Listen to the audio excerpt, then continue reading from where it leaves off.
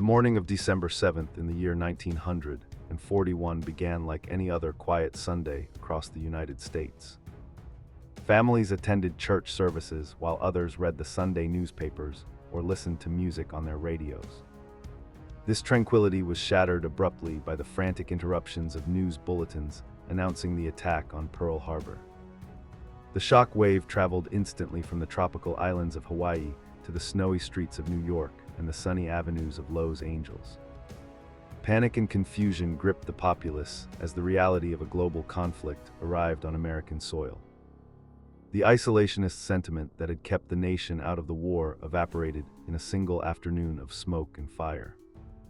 The stakes for the American people could not have been higher as the Axis powers expanded their reach across Europe and the Pacific. The United States faced a war on two vast fronts against enemies who had spent years preparing their military machines for conquest. If the nation failed to mobilize its industrial and human resources immediately, the consequences would be catastrophic for the free world. The survival of democracy itself hung in the balance as the government realized that the current military capacity was woefully insufficient. Every citizen understood that their way of life was under direct threat and that total participation was the only path to survival. Franklin Delano Roosevelt addressed the nation with a voice that was both steady and grave to rally a frightened public. He called upon every man, woman, and child to view themselves as part of a massive collective effort to defeat tyranny. The president understood that victory required more than just soldiers on the battlefield. It demanded a complete transformation of civilian society. He envisioned the United States as the arsenal of democracy, where factories would churn out planes and tanks faster than the enemy could destroy them. This vision required the protagonist of our story, the ordinary American civilian, to step forward and embrace a life defined by sacrifice and hard labor. A critical question loomed over the country during those early dark months of 1942. Could a democratic nation comprised of individualists and diverse cultures unite quickly enough to outproduce the totalitarian regimes of Germany and Japan? The logistics of converting a peacetime economy into a total war machine were staggering and unprecedented in human history. Skeptics wondered if the American public would accept the strict rationing and government control necessary for such a massive undertaking. The world watched with bated breath to see if the sleeping giant could truly awaken in time to stop the advancing tide of fascism. The immediate response to this challenge was the rapid implementation of the Selective Training and Service Act. Millions of young men flooded recruitment centers and draft boards across the country to answer the call of duty. Towns and cities watched their sons board trains and buses bound for basic training camps, leaving behind weeping mothers and proud fathers. The sudden absence of so many able-bodied men created a massive void in the workforce that needed to be filled immediately. This mass departure reshaped the social fabric of every community from the smallest rural village to the largest industrial metropolis. Industrial mobilization began with a ferocity that stunned both allies and enemies alike as factories ceased civilian production. The automobile plants of Detroit famously stopped making cars and began retooling their assembly lines to produce bombers and tanks. Enormous complexes like the Willow Run plant emerged from farmland to become the largest manufacturing facilities on the planet. The roar of machinery replaced the hum of daily commerce as the nation shifted to a 24-hour production schedule. This industrial miracle was driven by the urgent need to supply troops fighting in the deserts of North Africa and the jungles of Guadalcanal. A new figure emerged on the factory floor to replace the men who had gone to war. Women who had previously been relegated to domestic roles or low-paying service jobs stepped into heavy industrial positions. They donned denim coveralls and tied their hair back in bandanas to weld steel and rivet aluminum aircraft bodies. These women proved they could handle the grueling physical demands of shipyard work and munitions manufacturing without hesitation. The cultural icon of Rosie the Riveter was born not just as propaganda, but as a reflection of a genuine societal shift in gender roles. The transformation of the workforce also sparked a massive internal migration known as the Second Great Migration. African Americans left the segregated South in record numbers to seek better paying jobs in the defense industries of the North and West. Cities like Oakland and Detroit saw their populations swell rapidly as trains arrived daily carrying hopeful workers. This movement of people reshaped the demographics of urban America and laid the groundwork for future civil rights struggles. The promise of economic opportunity drew families across the continent to live in hastily constructed housing near the booming shipyards. Housing shortages became a chronic issue in these exploding defense towns where infrastructure could not keep pace with the population. Families often lived in cramped trailers or converted garages, and sometimes shared beds in shifts known as hot bedding. The federal government intervened by constructing massive temporary housing projects to shelter the army of workers. Life in these communities was chaotic and vibrant, with people from all walks of life thrown together by circumstance. Despite the lack of privacy and comfort, a spirit of camaraderie often developed among neighbors united by the common goal of winning the war. To manage the scarcity of essential goods, the government established the Office of Price Administration to oversee a complex rationing system. Every American family received ration books containing stamps that dictated how much sugar, meat, and coffee they could purchase. The grocery shopping experience became a mathematical challenge of points and coupons rather than just currency. This system ensured that soldiers overseas received the calories they needed while preventing inflation and hoarding at home. Civilians accepted these limitations as their patriotic duty and learned to make do with less for the greater good. The scarcity of rubber was particularly acute after the Japanese military seized the plantations of Southeast Asia. The government launched aggressive scrap drives to collect old tires and rubber products from basements and garages. Speed limits were reduced to 35 miles per hour to preserve the tires currently on automobiles. Gasoline rationing was introduced not because fuel was scarce, but to discourage unnecessary driving that wore down rubber. The Sunday drive became a thing of the past as Americans walked or took public transportation to conserve vital resources. Food shortages led to the promotion of victory gardens, which appeared in backyards and public parks across the nation. Citizens turned flower beds and vacant lots into vegetable patches to grow their own produce. By 1944, these amateur gardens were producing 40% of all vegetables consumed in the United States. Canning centers were established where communities could preserve their harvest for the winter months. This agricultural movement empowered civilians to feel they were directly contributing to the food supply and the war effort. Scrap metal drives became a ubiquitous part of life, involving everyone from school children to the elderly. Communities competed to see who could collect the most aluminum pots and iron fences to be melted down for munitions. Children scoured their neighborhoods for tin cans and foil, while pulling wagons filled with rusty junk. These drives served a dual purpose of gathering raw materials and maintaining high morale among the civilian population. The physical act of contributing scrap metal made the abstract concept of war tangible for those thousands of miles from the front. The war effort also demanded the conservation of cooking fats and grease, which contained glycerin used in making explosives. Housewives were instructed to save every drop of bacon grease and meat drippings in tin cans. Butchers collected these cans and forwarded them to rendering plants to be processed for the munitions industry. Propaganda posters famously linked the frying pan to the firing line to emphasize the importance of this task. This peculiar form of recycling demonstrated how total war reached into the very kitchens of American homes. Fashion and clothing styles changed dramatically due to the restrictions on fabrics like wool and silk. The War Production Board issued regulations that eliminated cuffs on trousers and shortened skirt hemlines to save material. Nylon stockings vanished from stores as the material was diverted to make parachutes and ropes for the military. Women resorted to painting lines on the back of their legs to simulate the seams of stockings. The zoot suit with its excess fabric became a controversial symbol of unpatriotic wastefulness during these years of austerity. The entertainment industry, including Hollywood, threw its full weight behind the war effort with enthusiasm. Movie stars traveled the country and the world to sell war bonds and entertain the troops. Films shifted from escapist fantasies to gritty war dramas and patriotic documentaries designed to boost morale. The government worked closely with studios to ensure that messaging aligned with the goals of the Office of War Information. Cinemas became gathering places where newsreels provided the public with their only visual connection to the battles raging overseas.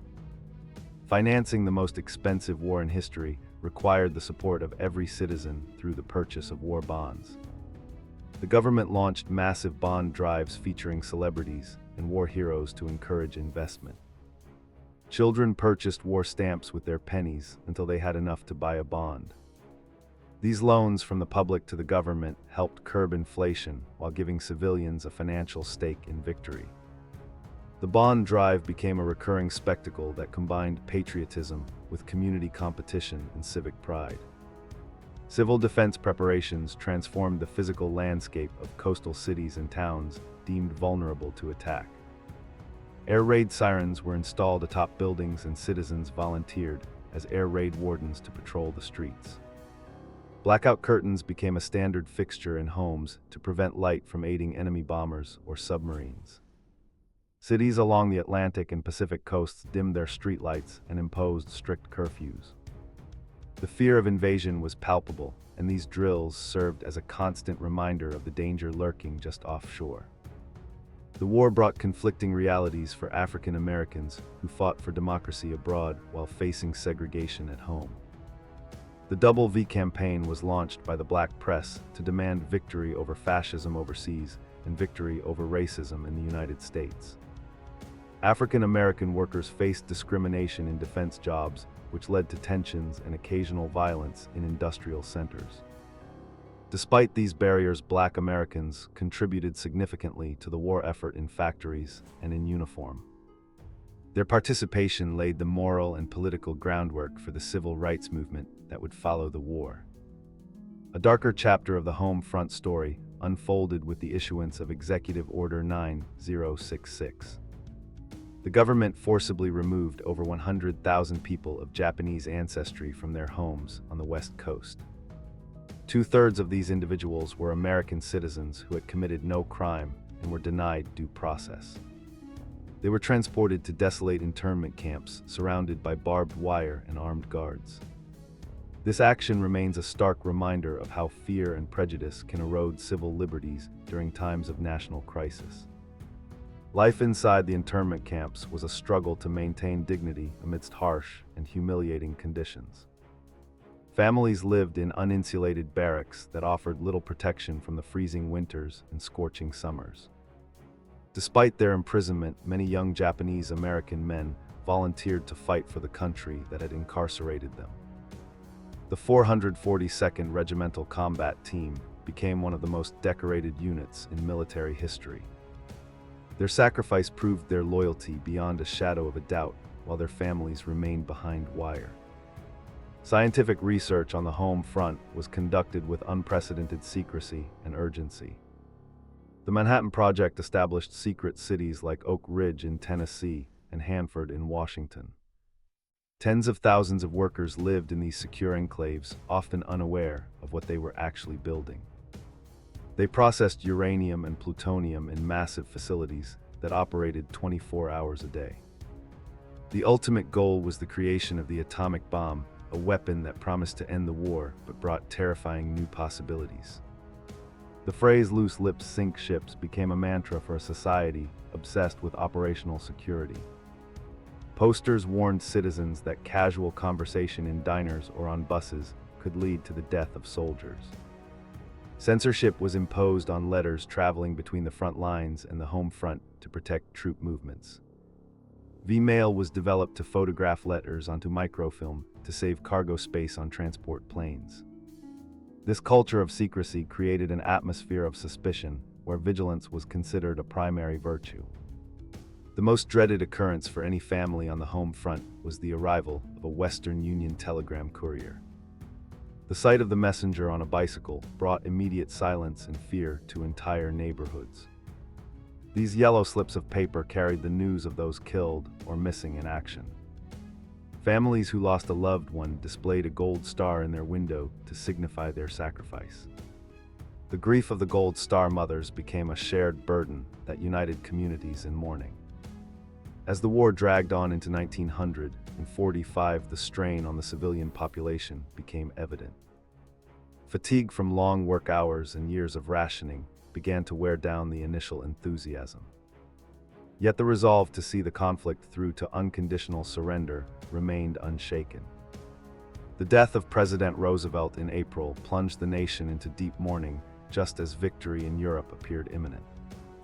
His passing marked the end of an era and left Harry Truman to guide the country through the final months of the war. The announcement of Victory in Europe Day brought massive celebrations to the streets, but the war in the Pacific continued. Attention shifted entirely to the defeat of Japan as the bombing campaigns intensified.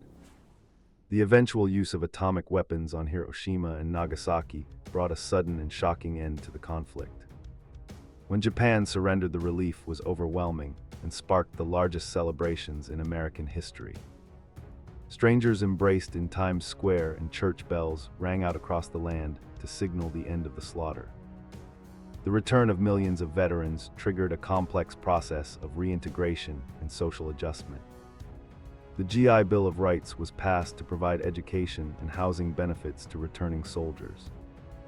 This legislation would fundamentally transform the American middle class by making college and home ownership accessible.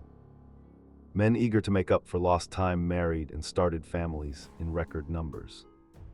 The resulting baby boom would shape the demographics and economy of the nation for decades to come. The industrial infrastructure that had been built for war was rapidly converted back to civilian production. Factories that had made tanks began producing automobiles and appliances to meet pent-up consumer demand. The United States emerged from the war as the undisputed economic and military superpower of the world. The Great Depression had been fully eradicated by the wartime spending and full employment.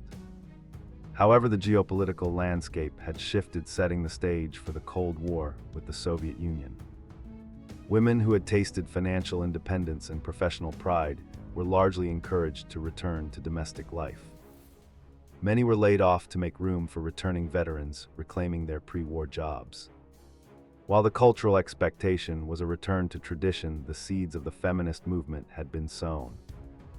The memory of their capability and contribution would remain dormant but powerful. The home front experience had permanently altered the perception of what women could achieve in the workforce. The physical landscape of the United States had been transformed by the rapid urbanization of the war years. Sleepy towns had become bustling cities, and rural areas were connected by new highways and airports. The technology developed for war found new applications in civilian life, from aviation to medicine. Penicillin, which had saved countless lives on the battlefield, became widely available to the public. The modern technological age was accelerated by the desperate necessities of global conflict. The psychological impact of the war remained with the generation that had lived through it on the home front. They carried a sense of collective accomplishment and a belief in American exceptionalism. The unity experienced during those years became a touchstone for national identity. However, the unresolved issues of racial inequality and civil rights could no longer be ignored. The WWII campaign had energized a movement that would not be silenced by the return of peace. The legacy of the home front is visible in the institutions and alliances that define the modern world. The United Nations was born from the desire to prevent such a catastrophe from ever happening again. The United States abandoned its isolationist past to take a leading role in global affairs. The economy was restructured to support a permanent military-industrial complex. The total war had not just changed the borders of nations, but the very soul of the American people. In the end, the story of the home front is one of resilience and profound transformation under pressure. It demonstrated the immense power of a free society when united by a common existential threat. The civilian population proved that they were equal partners in the victory achieved by the military. Their labor and sacrifice forged the tools that broke the back of tyranny. The world that emerged from the smoke of 1945 was entirely new. The answer to the question of whether a democracy could survive total war was a resounding yes. But the victory came at a cost that altered the social contract forever. The innocence of the pre-war era was gone, replaced by the responsibilities of a superpower. The home front had been the crucible in which modern America was forged. It remains a testament to what ordinary people can achieve when history demands the extraordinary. As we look back on this pivotal era, we see that the true strength of the nation lay not just in its weapons, but in its people. The riveters, the air raid wardens, the children collecting scrap, and the mothers rationing sugar were the unsung heroes.